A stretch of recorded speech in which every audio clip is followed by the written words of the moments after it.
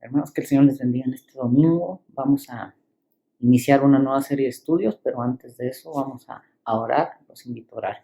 Padre Celestial, te damos las gracias, Señor, porque nos permites nuevamente estar reunidos a través de este medio, Señor, y ahorita que vamos a reflexionar de tu palabra, Señor, que seas tú quien nos hable. Señor, danos una mente abierta y un corazón humilde para poder comprender y poner por obra, Señor, el tema en el cual vamos a desarrollar el día de hoy, Señor, que seas tú quien nos hable, Señor, que no sea opinión de hombre, sino que sea tu palabra a través de, de, de este estudio, Señor, la que nos enseñe y nos hable, Señor. Señor, nos ponemos en tus manos, en nombre de Cristo Jesús. Amén. Y bueno, vamos a recordar un poquito esta serie de estudios que estamos viendo. Son las marcas de una iglesia sana, ¿sí? Y bueno, hemos estado viendo distintas marcas, vimos acerca de la teología, lo que Dios nos dice acerca de él, vimos acerca del el evangelismo, el discipulado, y bueno, el domingo anterior acabamos de terminar la serie o lo que viene siendo la membresía de la iglesia. Vimos que la membresía sí es bíblica, que aunque no se menciona literalmente en la Biblia, bueno, vemos que sí se practicaba, ¿no? Las distintas iglesias tenían un sistema en el cual, bueno, incluía esto, ¿no? El ser miembro, ser parte de esta iglesia, y bueno, estuvimos viendo conceptos, estuvimos viendo obstáculos, y bueno, estuvimos viendo ahí la semana pasada lo que es la gloria, ¿no? Que es una probadita de lo que vamos a hacer cuando estemos delante de nuestro Dios por toda la eternidad. Y bueno, vamos a, este domingo vamos a iniciar la siguiente marca que lleva por título. Esta semana vamos a estar viendo lo que viene siendo es guardándonos unos a otros la disciplina en la iglesia. Y bueno, el día de hoy es lo que vamos a empezar a ver, es lo que vamos a empezar a estudiar, el guardándonos unos a otros la disciplina en la iglesia, y el día de hoy vamos a ver lo que viene siendo la introducción. Y bueno, para iniciar, si queremos estar sanos físicamente, necesitamos descansar, una dieta y ejercitarnos regularmente. Y bueno, para lograr esto, ¿qué es lo que tenemos que hacer? Que tenemos que cultivar hábitos buenos y eliminar algunos malos, ¿no? Si cada uno de nosotros quiere estar sano, necesita, como lo mencioné, necesita el descanso, una buena dieta, el ejercicio regular. Pero para hacer esto, para lograr esto, ¿qué es lo que necesita hacer? Bueno, necesita poner en práctica hábitos buenos y además de esto, eliminar hábitos malos, no hábitos que tal vez nos perjudiquen, por ejemplo, tener una alimentación más sana, eliminar la comida chatarra, eliminar todo aquello que nos haga mal. Y bueno, el tener un programa de ejercicio, el practicar ejercicio con regularidad, y bueno, el tener un buen descanso, sí, el dormir temprano, el dormir las horas que tienes que dormir para poder tener un buen descanso, bueno, el evitar desvelarte, ¿no? Esos son algunos ejemplos de lo que podríamos hacer en cuanto a tener una buena salud, ¿no? Así generalizando respecto a esto. Y bueno, si queremos aprender un idioma extranjero, debemos de memorizar un vocabulario, las formas verbales, y debemos de practicar el diálogo hasta que sintamos que vamos a perder la cabeza, ¿no? Si queremos aprender un idioma diferente al nuestro, es importante que memoricemos su vocabulario, las formas verbales, cómo se utilizan los verbos, y bueno, también es importante la práctica, ¿no? Que lo practiquemos hasta que sintamos que vamos a explotar o que ya no podamos más. Y bueno, también otra de las cosas dentro de el aprender un idioma, pues también hay que estar dispuesto a recibir corrección constantemente para que tu pronunciación sea cada vez mejor, ¿no? ¿Quieres aprender un idioma? Tienes que estudiar el vocabulario, tienes que aprenderlo, debes de practicarlo, pero sobre todo también debes de estar dispuesto a que alguien te enseñe, ¿no? A que alguien te esté corrigiendo tu pronunciación para que tú puedas aprender cómo se pronuncia correctamente y puedas ir mejorando en cuanto a esto, al idioma que estés aprendiendo. si quieres ser un campeón en natación o en cualquier deporte, no solamente debemos de entrenar, sino que también necesitamos recibir la corrección de nuestro entrenador para que la actividad que desempeñemos sea más eficiente, ¿no? En el caso de la natación, bueno, para poder ser campeón tienes que entrenar, pero también tienes que escuchar la voz de tu entrenador, las correcciones que él te haga para que tú puedas desarrollar correctamente la brazada o el pararte o el cómo estar nadando o el cómo debes de nadar o bueno, ciertos detalles que tal vez puedas detener. Y es exactamente lo mismo en cualquier deporte, ¿no? Si tú quieres eh, pues ser un campeón o ser el primer lugar, debes de entrenar, debes de prepararte, debes de dejar ciertos alimentos, debes de practicar, debes de cultivar ciertas buenas cosas y bueno, también estar dispuesto a escuchar a tu entrenador, ¿no? En el atletismo, bueno, en cualquier disciplina tiene que haber ahí, este, debes de estar dispuesto a recibir la corrección. Y bueno, por todas estas cosas que mencioné, es obvio que necesitamos la disciplina, ¿no? Es la disciplina es el poner hábitos y quitar otros que te perjudiquen. Y bueno, para poder lograr esto, lo que mencionamos, para poder estar sanos, para poder aprender un idioma, para sobresalir en algún deporte es necesario la disciplina, ¿sí? Y bueno, la disciplina es positiva y también es negativa. La disciplina es práctica, pero también es corrección. Y la disciplina es aprendizaje y desaprendizaje. ¿No? ¿Qué queremos decir con esto? Bueno, es positiva porque a través de ella vas a obtener buenas cosas o vas a aprender o vas a poner hábitos buenos para poder lograr tu objetivo. Y bueno, a la vez negativa porque pues también tienes que quitar ciertos hábitos, ¿no? A lo mejor hábitos que tienen muy arraigados o que son parte de ti, bueno, tienes que quitarlos, ¿no? Por eso puede ser práctica, también, también negativa, perdón. Y bueno, es práctica porque la disciplina es una constancia, ¿no? Tienes que ser constante, tienes que estar de lleno, concentrado, de lleno ahí practicando en cuanto a eso. Si quieres tener una buena salud, pues debes de tener buenos hábitos, buena alimentación, el ejercicio, son prácticas ¿sí? Que tú debes de ir haciendo. Y bueno, es correctiva, bueno, si quieres ser en el idioma, pues tienes que desarrollarlo, ¿no? Practicarlo constantemente, memorizar, tienes que practicarlo con alguien. Y en cuanto al deporte, bueno, el deporte pues también es práctica, tienes que sacrificar ciertas cosas para poder entrenar y bueno, darle la verdadera importancia a esa práctica, ¿no? Y es corrección también, bueno, porque, como lo mencioné, no hay hábitos que tenemos que son perjudiciales y bueno, si queremos tener una buena salud, tenemos que corregirlos, ¿no? Y bueno, también si queremos dominar un idioma completamente, también tenemos que, a corregir, ¿no? Tal vez hay ciertos verbos o ciertas cosas que tenemos que ir eliminando. Y bueno, en el deporte también tenemos que sacrificar cosas para poder lograr nuestra meta, ¿no? Para poder alcanzar ese objetivo que queremos. Y bueno, aprendizaje es para aprendemos cosas buenas o nuevos hábitos y desaprendizaje, pues quitar todo aquello que no nos sirve, no olvidarnos de todo aquello que no nos ayude a lograr nuestras metas y objetivos. Bueno, esto es podríamos decir que es una disciplina o es ser disciplinado de manera así general.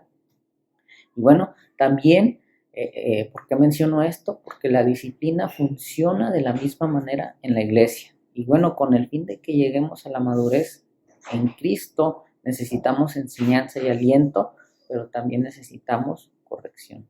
Por eso mencionábamos estos ejemplos en cuanto a la salud, en cuanto a aprender un idioma y también en cuanto a aspirar a ser el campeón en algún deporte. Bueno, la disciplina se aplica igualmente en las iglesias, ¿sí? ¿Con qué fin? Bueno, para que podamos madurar, para que podamos crecer como creyentes en Cristo necesitamos enseñanza, necesitamos aprender, necesitamos esforzarnos, necesitamos obtener esos buenos hábitos, pero también necesitamos de la corrección, ¿sí? Necesitamos gente que nos anime, necesitamos gente que nos dé la vuelta cuando estamos yendo en la dirección equivocada, ¿no? Es exactamente cómo funciona la disciplina en la iglesia, ¿no? O en las iglesias, ¿sí? Necesitamos enseñanza, pero también necesitamos corrección cuando estemos actuando de una manera que no es agradable delante de Dios. Y bueno, la disciplina de la iglesia abarca todo esto: alentar, corregir, enseñar y confrontar, ¿sí? Entonces es lo que vamos a ver, el objetivo de la disciplina dentro de la iglesia, qué es lo que abarca, y bueno, como lo mencioné, abarca el alentarnos, el corregirnos, el enseñarnos, y confrontarnos cuando estemos mal, ¿no? Y bueno, este estudio sobre la disciplina en la iglesia comienza abordando la objeción más común de la misma, ¿no? Eso no es amor. Y sí es cierto. Muchas de las veces cuando escuchamos la palabra disciplina, pensamos y vamos a decir, no, pues es que no me quiere, me está corrigiendo, o esto o aquello. Y bueno, este va a ser una de las cosas que vamos a considerar. Y bueno, nosotros como creyentes llegamos a pensar que igual, ¿no? Ponemos esta objeción de que la disciplina no es amor. Y bueno, también vamos a considerar cómo edificarnos unos a otros dentro de la iglesia. Y bueno, esto es lo que aquellos que estudian la Biblia, aquellos teólogos, aquellos que se meten de lleno al estudio de la palabra de Dios, llaman una disciplina formativa, ¿sí? Entonces, vamos a ver cómo nos edificamos unos a otros en la iglesia a través de esta, la disciplina formativa. Y bueno, los siguientes estudios examinan pasajes del Nuevo Testamento que nos enseñan cómo lidiar con el pecado en la iglesia local. Y bueno, los estudiosos, los que se meten de lleno al estudio de la palabra de Dios, los teólogos la llaman disciplina correctiva. Entonces vamos a ver, estos dos van a estar dentro de los estudios que vamos a estar viendo: la disciplina formativa, que es el hecho de que Dios a través de su palabra nos enseña el cómo vamos a poder ir creciendo, madurando, cómo entre hermanos nos vamos a apoyar para poder crecer, para poder aprender, pero también abarca lo que viene siendo la disciplina correctiva, que cuando caemos en un pecado, bueno, se nos tiene que corregir, ¿no? Entonces vamos a ver la disciplina formativa y la disciplina correctiva, así es como la conocen los que estudian la Biblia, y es lo que vamos a ver durante estos estudios.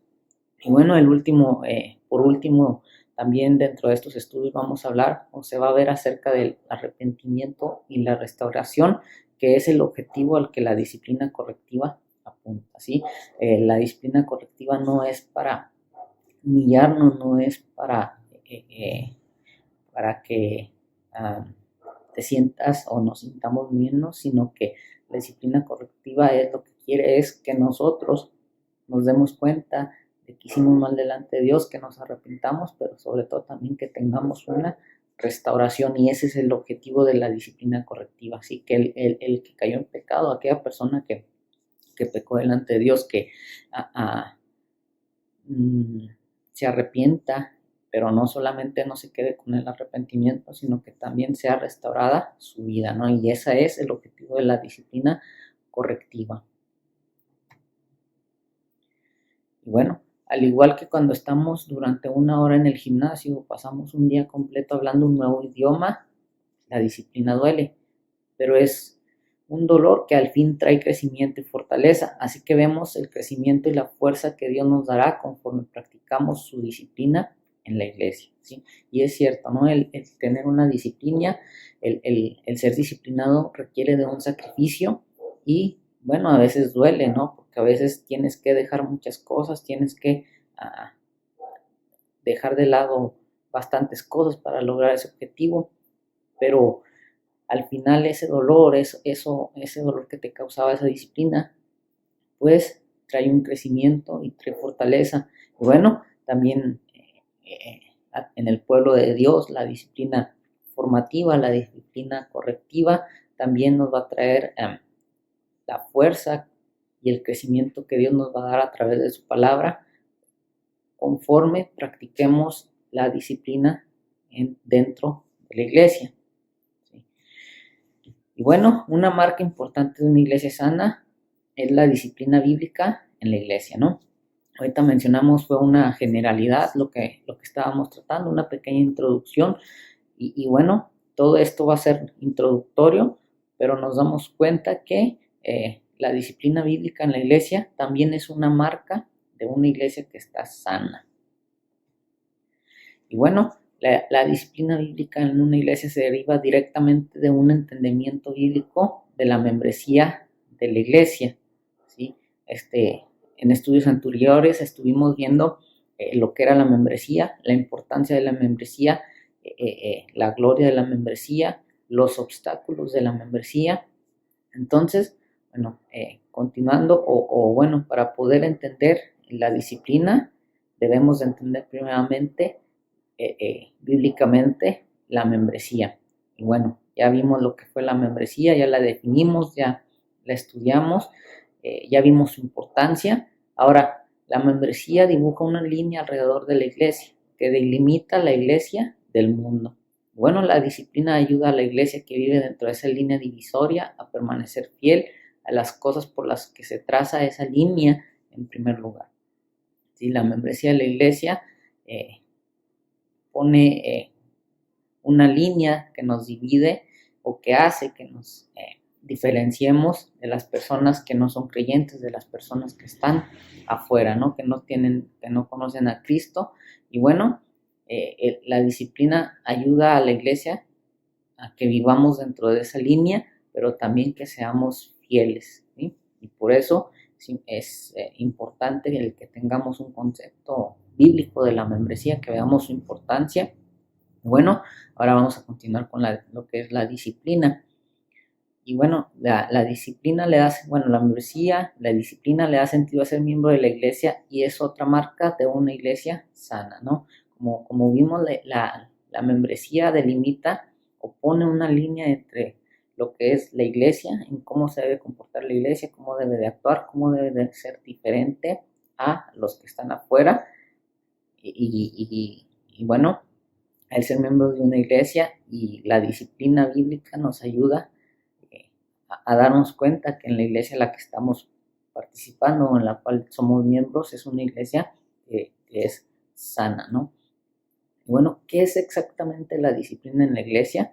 Bueno, en un sentido amplio, disciplinar es enseñar, y en un sentido más estricto, parte de la disciplina es correctiva, ¿sí? Entonces, la disciplina es enseñanza, pero también es corrección, ¿sí? De una manera amplia, como lo mencioné, es enseñar, ¿sí? Es aprender, es el crecer, el madurar, el darnos cuenta cómo Dios quiere que vivamos a través de su palabra. Y bueno, también en el sentido más estricto también es correctivo, ¿no? Y en un sentido más específico es el acto de excluir de la membresía de la iglesia y de la participación en la cena del Señor a alguien que profesa ser cristiano pero que ha caído en un pecado grave sin demostrar arrepentimiento, un pecado que no está dispuesto a abandonar. Entonces, bueno, nos damos cuenta que la disciplina, en un sentido amplio, es enseñar, es el que nosotros aprendamos. En un sentido estricto, es el corregirnos, ¿sí? Es correctiva. Y en un sentido más específico, es cuando excluimos a alguien de la membresía de la iglesia y de la participación de la cena del Señor porque cayó en un pecado grave y no mostró arrepentimiento y no está dispuesto a abandonar ese pecado. No es cuando la persona comete un pecado, no está arrepentido, se habla con él, se trata con él, se quiere llegar a restaurar, más sin embargo no quiere dejar ese pecado. ¿Qué es lo que procede a hacer la iglesia? Bueno, lo excluye de la membresía y bueno, ya le quita el privilegio de poder participar en la cena del Señor. Algo que podemos ver acerca de la disciplina es que vamos a reflejar o reflejando el carácter de Dios para que nosotros podamos entender la disciplina dentro de la iglesia, es de ayuda que recordemos los propósitos de Dios al crear el universo, la humanidad, Israel y la iglesia. Dios creó el universo con el fin de mostrar su gloria. Luego creó a la humanidad con el mismo propósito y de manera particular al crearnos para llevar su imagen. ¿Sí? Entonces, bueno, para que nosotros podamos comprender esto, bueno, debemos recordar cuáles fueron los propósitos de Dios, ¿sí? Y con qué fin Él creó todo lo que podemos ver. Y bueno, también recordemos cuál es el propósito por el cual nos creó, ¿sí? Y el propósito fue que lleváramos su imagen, ¿no? Que nosotros lleváramos la imagen de Él, ¿no? Que lo reflejáramos a Él, ¿sí? Me gustaría allí, vamos a ver, bueno, la humanidad, o sea, Adán y Eva en la creación, no reflejaron su gloria, por lo que tuvieron una disciplina, ¿no? ¿Cuál fue esa disciplina? Ellos fueron excluidos del jardín del Edén, y recordemos que se dejaron engañar por la serpiente, y bueno, Dios tuvo que disciplinarlos, Dios los tuvo que castigar a cada uno de ellos. Hubo juicios para la serpiente, para la mujer y para el hombre, y sobre todo también fueron expulsados del jardín del Edén, ¿no? Y bueno, vamos a ver qué nos dice ahí Génesis 1:27, acompáñame ahí con tu Biblia, ve dándole lectura, dice ahí, y creó Dios al hombre a su imagen y semejanza, a imagen de Dios lo creó, varón y hembra los creó, ¿no? Génesis 1:27, repito, y creó Dios al hombre a su imagen, a imagen de Dios los creó, varón y hembra los creó. Entonces, Dios nos había creado para que nosotros reflejáramos su gloria. Y bueno, ¿qué fue lo que pasó? Adán y Eva fueron no cumplieron, no reflejaron la gloria de Dios. ¿Qué pasó con ellos? Bueno, fueron excluidos, no fueron expulsados. Y bueno, pues fue una disciplina de parte de Dios para la humanidad, ¿no? Para el primer hombre y la primera mujer. Y bueno, después de esto, entonces, ¿qué pasó? Dios llamó a Israel para que fuera el encargado de mostrar su gloria, particularmente reflejando su santidad y carácter a las naciones tal y como se les reveló en la ley, ¿sí? Bueno, recordemos que el objetivo por el cual Dios escogió a la nación de Israel era para esto, ¿no? Para que mostrara la gloria de Dios, para que el pueblo de Israel llevara a las naciones su gloria, y para que a través de la vida o a través del pueblo de Israel las demás naciones conocieran a Dios, ¿no? Y bueno, esto Dios les dijo a través de la ley. Vamos, ahí acompáñame con tu Biblia, ahí a Levítico capítulo 19, versículo 2, Proverbios 24, 1 y 25. Y bueno, dice ahí Levítico 19:2, ahí acompáñame con tu Biblia, dice, habla a toda la congregación de los hijos de Israel y diles, santos seréis, porque santo soy yo, Jehová vuestro Dios. ¿Sí? Entonces, bueno, Dios escogió el pueblo de Israel para que ellos anunciaran a Dios, para que ellos reflejaran la santidad de Dios y para que las demás naciones conocieran a Dios. Y recordemos que dice la palabra de Dios ahí en Génesis que después de Adán y Eva, después de todas las personas que fueron naciendo de ellos, no dice que le dieron la espalda a Dios, que las intenciones de su corazón eran continuo el mal. Bueno, pasó lo del diluvio y nuevamente se pobló la tierra. ¿Y qué pasó? Nuevamente la gente se ha rebelado contra Dios y no querían conocerle, no quieren reflejar su imagen, ¿sí? Y bueno, ¿qué es lo que hace Dios? Bueno, escogió al pueblo de Israel para que ellos lo representaran aquí en la tierra, para que el pueblo de Israel diera a conocer a Dios a través de su vida, de su santidad, que ellos dieran a conocer a Dios, ¿sí? Y bueno, vemos aquí a Levítico lo que nos dice, santos seréis, porque santo soy yo, Jehová vuestro Dios, ¿no? Y bueno, ahí Proverbios, acompáñame, Proverbios capítulo 24, versículo 1 dice, no tengas envidia de los hombres malos, ni desees estar con ellos. Y el versículo 25 nos dice, mas los que arrependieren tendrán felicidad, y sobre ellos vendrá gran bendición, ¿sí? Entonces, Dios llamó a Israel para que ellos reflejaran la gloria de Dios, para que a través de ellos las personas se acercaran a Dios. Sin embargo, bueno, ¿qué pasó con el pueblo de Israel? En el camino esta ley fue la base para corregir e incluso excluir a algunas personas de la comunidad, como ahí en Números 15, capítulo 30-31, velo buscando, ahorita lo vamos a leer. Al final fue la base para excluir al propio Israel de la tierra. ¿Qué pasó? Bueno, Dios les dio la ley, no la cumplieron, y bueno, ¿qué pasó? Bueno, que Dios los excluyó también a ellos, ¿no? Y bueno, dice ahí Números 15, 30-31, más la persona que hiciera algo con soberbia, así el natural como el extranjero, ultraja a Jehová.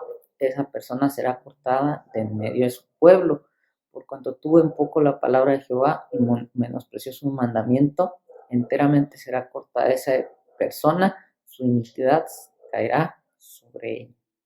¿Sí? El pueblo de Israel, al no cumplir, al no reflejar la gloria de Dios, bueno, los excluyó también a ellos, ¿no? No cumplieron, no reflejaron lo que Dios quería, y bueno, fueron excluidos también. Y bueno, por último, Dios creó a la iglesia, y hemos dicho, ¿para qué? Para poder reflejar cada vez más el carácter de Dios, tal y como le ha sido revelada en su palabra. Siguiendo la historia de la Biblia, entonces, la disciplina de la iglesia es el acto de excluir a una persona que descuidadamente trae descrédito al evangelio y no muestra compromiso para hacer lo contrario. Entonces, nos damos cuenta que el objetivo de la iglesia, por lo que estamos aquí, es reflejar cada vez más el carácter de Dios. Y bueno, a través de lo que hemos visto en la palabra de Dios, primero, Adán y Eva no reflejaron la gloria de Dios. ¿Qué pasó? Bueno, Dios trató con ellos y fueron excluidos. Y bueno, también el pueblo de Israel fue excluido. Pues Dios trató con ellos. Y bueno, hoy en la actualidad, ¿quiénes son los que están representando a Dios? ¿O quiénes son aquellos que deben de representar a Dios? No somos nosotros, somos la iglesia hecha gracias al sacrificio de Jesús. Bueno, entonces, en caso de que una persona dé descrédito al evangelio y no muestra compromiso, ¿qué es lo que hacemos? Lo excluimos, ¿no? Esa persona, para que no haga más daño o para que no perjudique a la iglesia, lo disciplinamos. Bueno, la manera de disciplinarlo es esta, ¿no? El excluir a la persona, quitarle sus privilegios dentro de la iglesia, ¿no? ¿Por qué? Porque no quiere, no muestra compromiso para con ella y, bueno, está desacreditando las buenas nuevas, ¿no? No está reflejando el carácter que Dios quiere que reflejemos. Y bueno, la disciplina ayuda a la iglesia a reflejar fielmente el carácter glorioso de Dios, ayuda a la iglesia a permanecer santa y es un intento de pulir el espejo y eliminar cualquier mancha. Bueno, algunos pasajes que vamos a leer, o si no, tú puedes leerlos tranquilamente en tu casa, ahí en tu Biblia, después de este estudio, 2 Corintios capítulo 6, del 14 hasta el capítulo 7:1, ¿sí? Ahí 2 Corintios 13:2, 1 Timoteo 6:3 al 5 y 2 Timoteo 3 del 1 al 5. Si no le damos lectura, ahorita continuando, bueno, ahí tú puedes darlo con más calma y nos vamos a dar cuenta que el objetivo de la disciplina es ¿no? El que la iglesia sea fiel, pero también que la iglesia se mantenga santa, ¿no? Que ese espejo se vaya limpiando cada vez más. Dice ahí 2 capítulo 6 del 14 al 7:1, vamos a leerlo. Dice, no os unáis en yugo desigual con los incrédulos, porque qué compañerismo tiene la justicia con la injusticia, y qué comunión la luz con las tinieblas, y qué concordia Cristo con Belial, o qué parte el creyente con el incrédulo, y qué acuerdo hay entre el templo del Dios y los ídolos, porque vosotros sois el templo del Dios viviente, como Dios dijo, habitaré y andaré entre ellos, y seré su Dios, y ellos serán mi pueblo, por lo cual salid de en medio de ellos, y apartaos, dice el Señor, y no tocáis lo inmundo, y yo os recibiré, y seré para vosotros por Padre, y vosotros me seréis hijos e hijas, dice el Señor Todopoderoso. Así que, amados, puesto que tenemos tales promesas, limpiémonos de toda contaminación de carne y de espíritu, perfeccionando la santidad en el temor de Dios. Entonces, bueno, la disciplina, ¿no? Una disciplina formativa en este caso, ¿sí? Que nos invita, nos exhorta a que no nos contaminemos. Y bueno, 2 Corintios 13:2 que dice, he dicho antes y ahora digo otra vez como si estuviera presente y ahora ausente lo escribo a los que antes pecaron y a todos los demás, que si voy otra vez no seré indulgente, ¿no? Una advertencia de Pablo a la iglesia de Corinto, eh, eh, escribiéndole a aquellos que cayeron en pecado y bueno, él les dice que no iba a ser una persona indulgente, ¿no? Que iba a ser una persona que no iba a ser tan indulgente con ellos. Bueno, 1 Timoteo del 6 al capítulo 6 de los versículos del 3 al 5 nos dice, si alguno enseña otra cosa y no se conforma a las sanas palabras de nuestro Señor Jesucristo y a la doctrina que es conforme a la piedad, está envanecido, nada sabe y delira acerca de cuestiones y contiendas de palabras, de las cuales nacen envidios, pleitos, blasfemias, malas sospechas, disputas necias de hombres corruptos de entendimientos y privados de la verdad, que toman la piedad como fuente de ganancia, apártate de los tales. Bueno, aquí nos hace una exhortación, ¿no? La importancia de que tengamos una disciplina, de que seamos disciplinados y bueno, que estemos atentos, ¿no? A las enseñanzas que dan las personas, ¿no? Aquellos que están como líderes, qué enseñanzas nos están dando, si realmente son en base a la Biblia o son cosas que son contrarias a lo que nos enseña la palabra de Dios. Y bueno, ¿por qué la disciplina? Para que el carácter santo y amoroso de Dios pueda verse más claramente y brillar con más intensidad. Y por eso es la disciplina. Y bueno, ¿cómo funciona? ¿Cómo funciona el proceso de disciplina? Bueno, puesto que las circunstancias del pecado varían tremendamente, también lo hace la necesidad de sabiduría pastoral a la hora de saber cómo tratar cada situación en particular. Bueno, esto es algo importante, sí, que la iglesia o el líder encargado en ese momento debe de ver con qué pecado está tratando, cuál es la gravedad, qué impacto tiene dentro de la iglesia, ¿sí? Debe de saber cómo tratarlo en particular, ¿sí? Y bueno, ahí es importante que el líder, el pastor, tenga esa sabiduría para poder tratarlo como debe de ser, ¿no? Y bueno, dicho esto, las palabras de Jesús en Mateo 18 proporcionan los límites generales. Ahí en Mateo capítulo 18, de los versículos 15 al 17, nos dice los límites generales para poder disciplinar a una persona, ¿sí? Primeramente, ¿qué es lo que ahorita le vamos a dar lectura a este pasaje? Pero una de las cosas que nos menciona es que primeramente tú te dirijas al hermano o a la hermana que está en pecado en privado. Y bueno, si él se arrepiente, si él reconoce que está mal delante de Dios, el proceso de disciplina ahí termina, ¿no? Dice ahí que si se arrepiente, pues bueno, hasta ahí llegamos, se logró el objetivo, pero en caso de que la persona no se arrepintiera, pues bueno, nos dice ahí que vuelva otra vez con otro cristiano, dice, ve y toma uno o dos hermanos, y si él o ella no se arrepienten, entonces, como Jesús dijo, si no los oyere a ellos, dilo a la iglesia, y si no oyere a la iglesia, tenle por gentil y publicano, ahí Mateo 18:17. Bueno, ¿qué quiere decir esto? Como alguien de afuera, ¿no? Entonces aquí Jesús nos da el parámetro o el límite general dentro de la disciplina, ¿no? Primeramente, ¿cuál es? Tú conoces el pecado de la persona, ve y háblalo con él en privado, ¿no? Dile, hermano, estás mal en esto.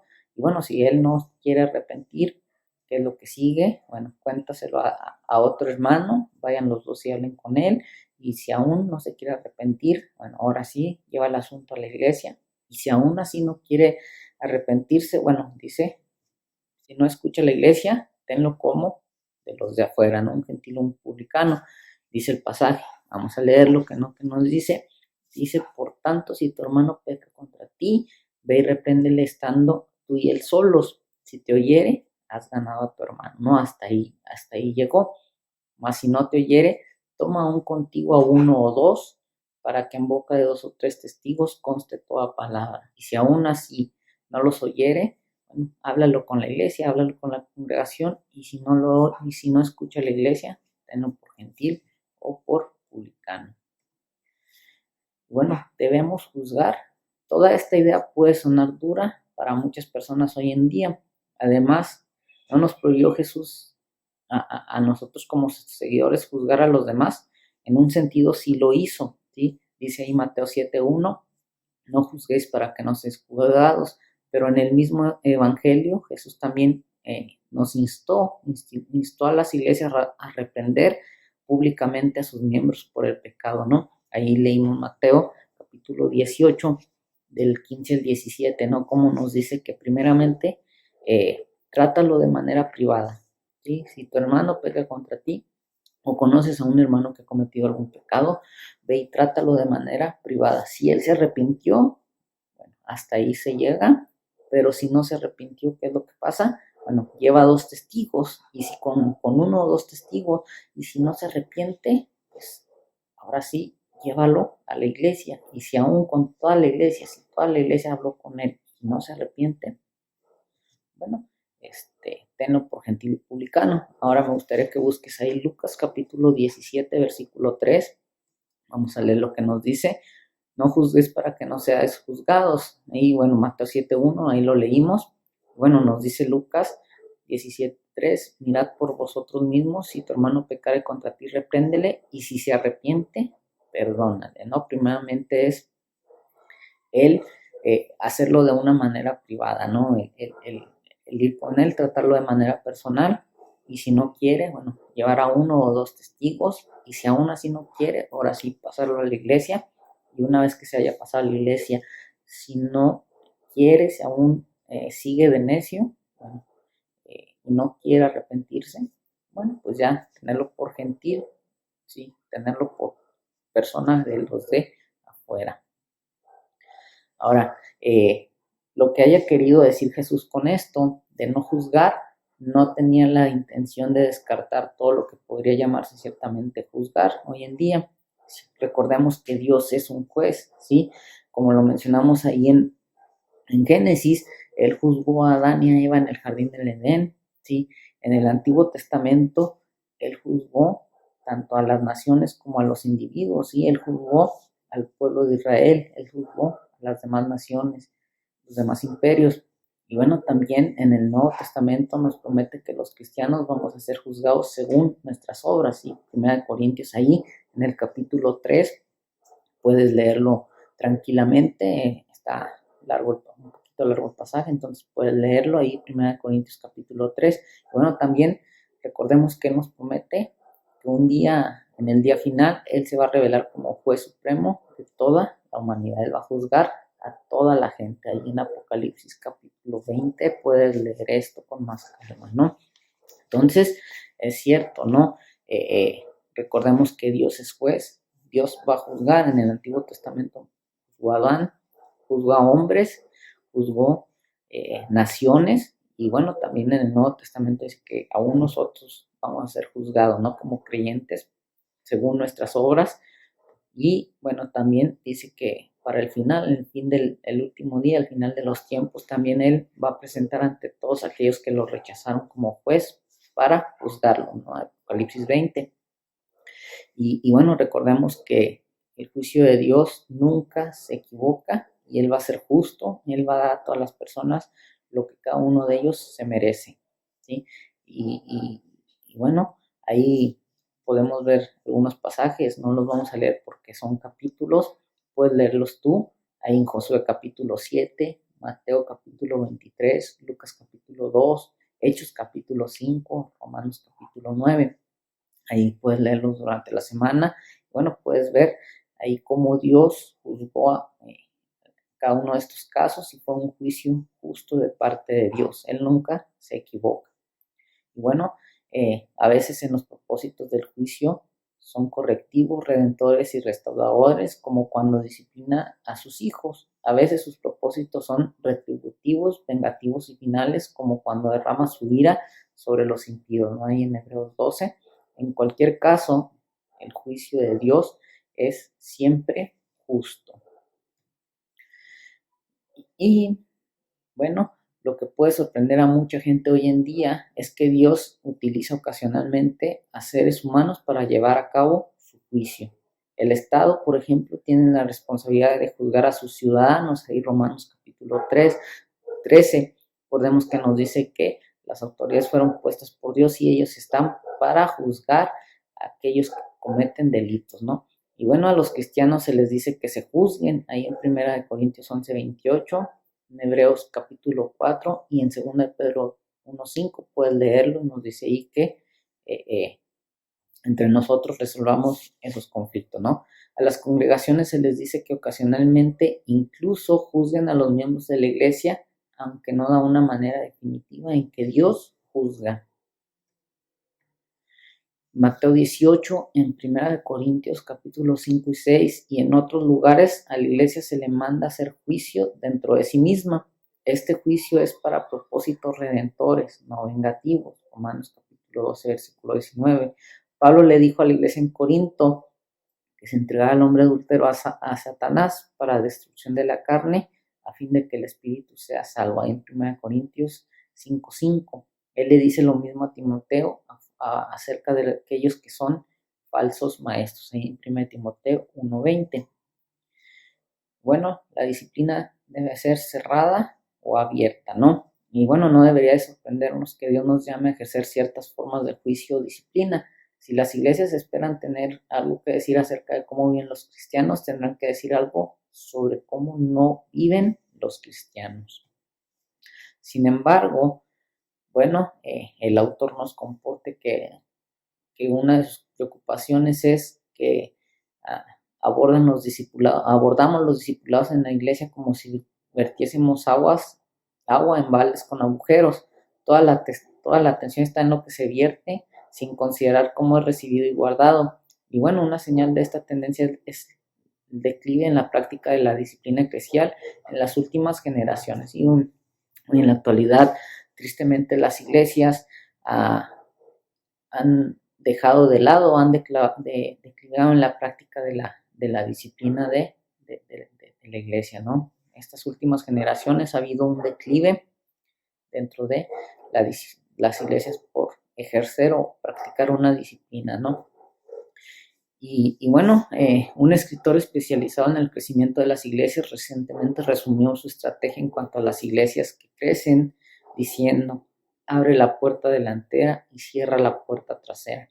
Y bueno, con esto él quiere decir que las iglesias deberían hacerse más accesibles a los de afuera y a la vez mejorar el seguimiento dado, ¿no? Y bueno, es un buen objetivo lo que este escritor en cuanto al especializado en cuanto al crecimiento de las iglesias, es una buena meta, ¿no? Lo que nos dice que las iglesias deben de hacerse más accesibles para las personas de afuera, pero también se debe de mejorar en el seguimiento que se les da.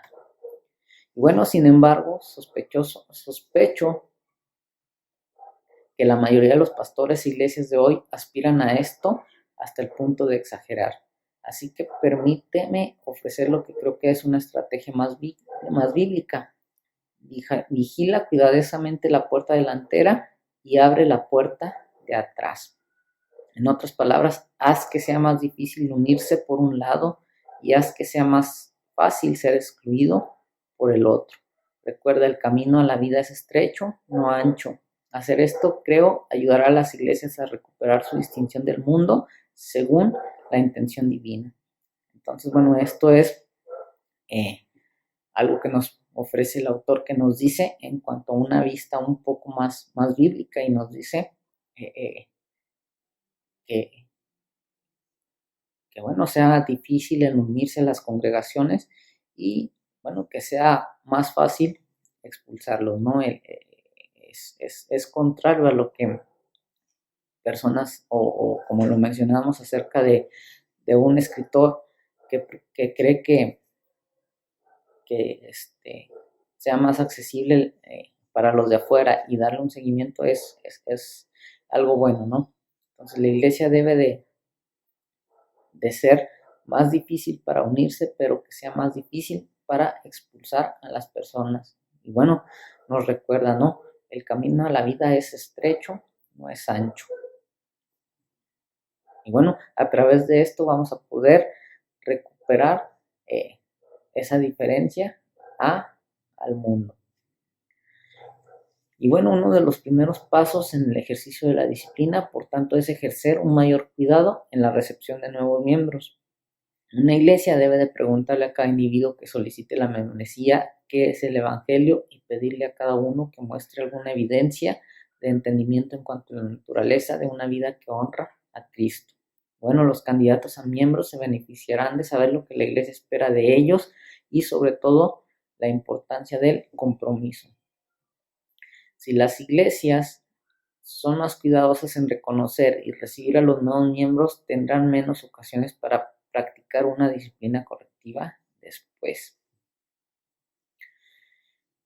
Y bueno, dentro de esta introducción vamos a ver lo que es. Debemos de aplicar la disciplina con responsabilidad. La disciplina eclesial se puede aplicar mal. El Nuevo Testamento nos enseña a no juzgar a los demás por motivos que nosotros mismos podríamos imputarles. Mateo 7:1. O no juzgarnos por asuntos que no son esenciales, ¿no? Romanos capítulo 14 y 15. En la aplicación de la disciplina, nuestras actitudes no deben de ser vengativas, sino amorosas, lo que demuestra una misericordia con temor, ¿no? Ahí puedes leer Judas, versículo 23. No hay que negarlo, la disciplina eclesial está plagada de problemas de sabiduría y aplicación pastoral, pero debemos de recordar que toda la vida cristiana es difícil y está expuesta al abuso. Y nuestras dificultades no deben de utilizarse como una excusa para no practicar algo.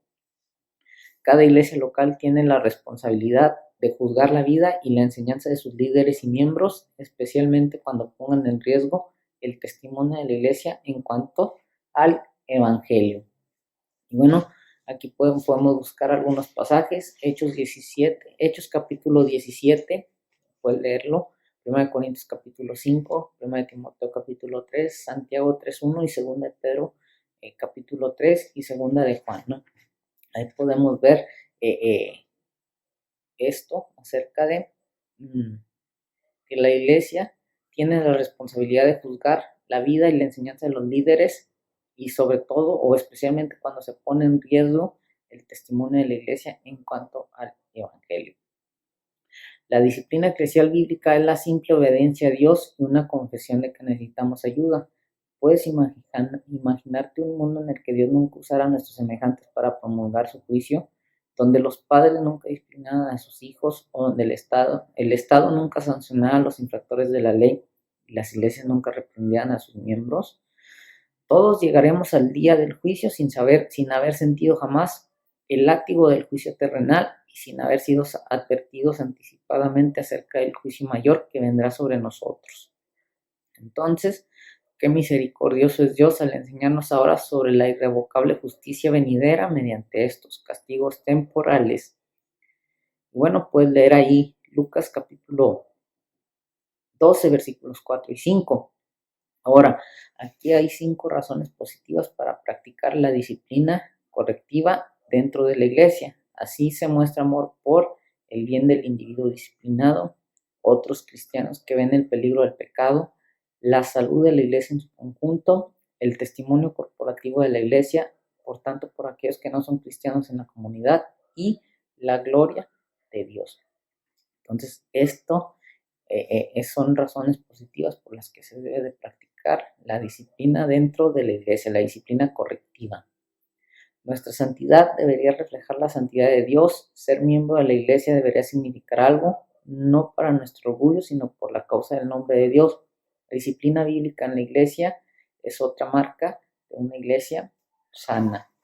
Entonces, esto es lo que vamos a estar viendo. Esta es la pequeña introducción. Nos damos cuenta que el objetivo de la disciplina es nuevamente enseñarnos, formarnos y bueno, también por otro lado, corregirnos, ¿no? Corregirnos. Bueno, eso es lo que vamos a estar viendo durante estos días, que cómo la disciplina es una marca en las iglesias sanas. Y bueno, para concluir, primeramente Dios, la próxima semana, la primera semana, el día de hoy fue la introducción, el primer tema que vamos a ver, o la semana 1, lo que vamos a ver es la disciplina, una muestra de amor. Es lo que ponemos, como mencionaba momentos atrás, ¿no? Que a veces queremos escudarnos a través del decir, no, la disciplina no es amor. Y bueno, es lo que vamos a responder la próxima semana, si Dios lo permite. Ese es el estudio, es la disciplina, una muestra de amor. Bueno, va a estar basado ahí en Hebreos capítulo 12, los versículos del 3 al 11. ¿Sí? Me gustaría que toda la semana, durante el transcurso de la semana, vayas leyendo este pasaje. Y bueno, a través de este pasaje va a ser la base para poder contestar las preguntas de reflexión. Y bueno, este sería el estudio del día de hoy. Esta fue una introducción acerca de lo que vamos a estar viendo. Vimos de manera general la disciplina, cómo dentro de parte del lado de la iglesia, la disciplina eclesial, como dice aquí, bueno, los teólogos dicen que hay dos partes, que es la disciplina formativa y la disciplina correctiva, ¿no? Y bueno, vamos a estarlas viendo más a fondo durante estos estudios, eh, eh, recordando que la disciplina correctiva tiene el objetivo de que el que cayó o el disciplinado se arrepienta, pero también que esa persona sea restaurado, ¿no? Entonces, bueno, esto va a ser lo que vamos a estar viendo, guardándonos unos a otros la disciplina en la iglesia. Entonces, bueno, que el Señor les bendiga. Primeramente, Dios, nos vemos la próxima semana.